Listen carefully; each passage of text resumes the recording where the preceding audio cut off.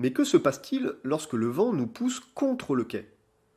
Eh bien, nous allons utiliser nos gardes pour en faire des bras de levier et nous aider du moteur pour orienter le bateau.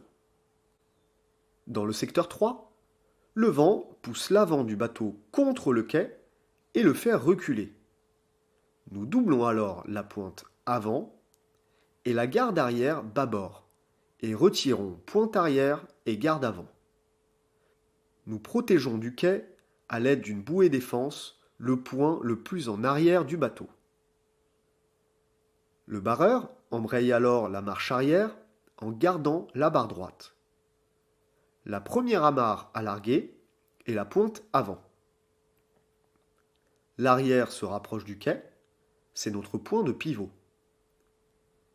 Lorsqu'il estime s'être suffisamment écarté du quai, le barreur se met au point mort, puis part en marche avant.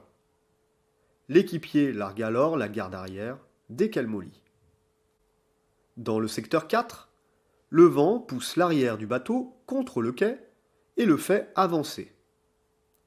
Nous doublons alors la pointe arrière et la garde avant bâbord et retirons pointe avant et garde arrière. Nous protégeons du quai à l'aide d'un pare-battage le point le plus en avant du bateau.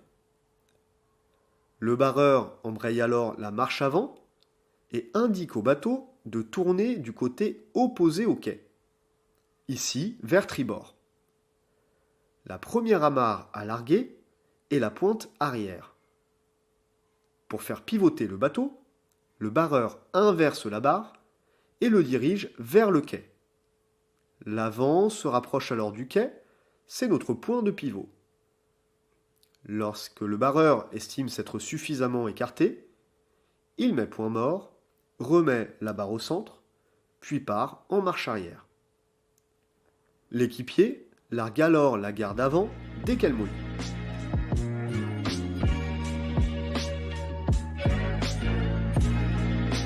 Voilà, ces différents départs sont très importants à connaître pour partir en toute sécurité. Évidemment, ils sont à adapter à la place que vous aurez dans les ports. Ces manœuvres bord à quai sont particulièrement utiles à connaître car on les retrouve sur les quais d'accueil ou encore les quais gasoil.